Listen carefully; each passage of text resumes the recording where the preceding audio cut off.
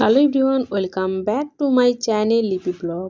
So আজকের ভিডিওটা ভীষণই ইন্টারেস্টিং হতে চলেছে। প্রথম থেকে লাস্ট পর্যন্ত অবশ্যই দেখো, স্কিপ করো না। আর আমাদের গ্রাম বাংলার পিকনিক কিভাবে হয় সেটাই তোমরা আজকে দেখতে থাকো, ফুল এনজয় করতে থাকো। তো আমরা মাটির আখাতে করে কিভাবে রান্না করি আর উনুনটা আমি কিভাবে জ্বালালাম সেটা তোমরা দেখেই বুঝতে পারলে। তো আমরা এইভাবেই মাটির উনুনে করে রান্না করি।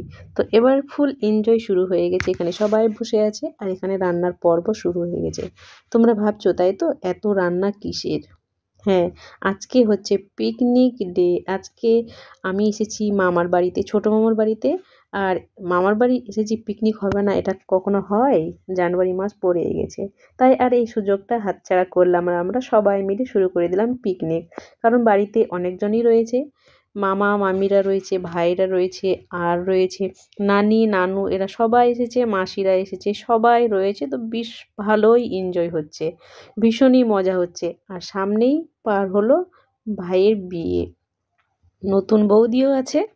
সেদিকে গল্প করতে করতে এদিকে তৈরি হয়ে গেল আমার ঘন্টটা। এখানে অনেক রকমের সবজি দিয়ে একটা ঘন্ট তৈরি করা হলো। তো ঘন্টটা হয়ে গেল। এবার নানি আছে এখানে, নানিকে একটু টেস্ট করতে দেওয়া হবে সব ঠিকঠাক আছে কিনা। সবাই একসঙ্গে বসে থাকলে রান্নাটা কখন শেষ হয়ে যায়, কমপ্লিট হয়ে যায় বোঝাই যায় না। গল্প করতে করতে কত রকমের গল্প হচ্ছে, কারণ অনেক দিন পরে আমি মামার বাড়ি এসেছি।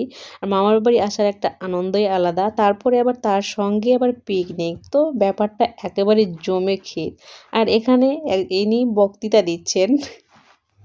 আর আমরা পিকনিকটা করছি বাড়ির মধ্যে না, একদম বাড়ির বাইরে একটা আম বাগানের মধ্যে। তো ভীষণই ভালো লাগছে, সেখানে লাইট আমরা ব্যবস্থা করেছি আর ভীষণই ভালো লাগছে।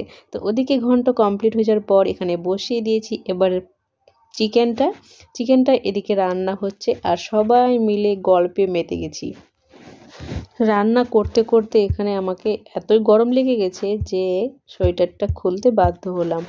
আর মনেই হচ্ছে না যে বাইরে বসে রান্না করছি। তো রান্নাটা প্রায় কমপ্লিট হয়েই এসেছে, ফাইনালি রান্না কমপ্লিট। এবার সবাই খাওয়া দাওয়ার টেবিলে বসে গেছে, একদম বড় করে টেবিলে সবাই বসে পড়েছে খেতে আর বেশ এনজয় করছে। তো খাওয়ার দাওয়ার রেসিপিগুলো বেশ আজকে ভালোই ছিল। আর আমি প্রথমবার এতজনের রান্না একাই করলাম, আমার লাইফের ফার্স্ট এটা রান্না, যে আমি এতজনের রান্না একা হাতে করলাম। আর এখানে দেখো মেহবুব পোজ দিচ্ছে কিভাবে। সব ভাই বোনগুলো একসঙ্গে থাকলে সেখানে ব্যাপারটাই আলাদা হয়ে যায়, জমে যায় একেবারে। প্রচুর হইহাল্লা, প্রচুর আড্ডা, প্রচুর গল্প, প্রচুর পরিমাণে হাসাহাসি। আর এখানে রনি জোর করে রাজীবকে চাপাচ্ছে মাংস, ও নেবে না, ও জোর করে চাপাচ্ছে। তো বেশ ভালোই এনজয় হচ্ছে, সবাই মিলে ভীষণ হাসাহাসি হচ্ছে আর একসঙ্গে সবাই মিলে খাওয়া দাওয়া করছি। তো সত্যি ভীষণই ভালো লাগছে। সো আমাদের গ্রামগঞ্জে আমরা এইভাবেই পিকনিক করে থাকি। তো পিকনিক এইভাবে শুধু নয়, বাইরেও খাই, কিন্তু যেহেতু প্রচুর শীত পড়ছে তাই বাইরে আমরা খেলাম না, ওখানে শীত পড়ছিল ভীষণ। তার জন্য বাড়িতেই আমরা এইভাবে টেবিল পেতে সবাই তাও একসঙ্গে বসে খাচ্ছি, ভীষণই এনজয় করছি। আর আমি তো ভীষণই মিস করব এই সময়গুলোকে, কারণ আমি যেহেতু বাইরে থাকি।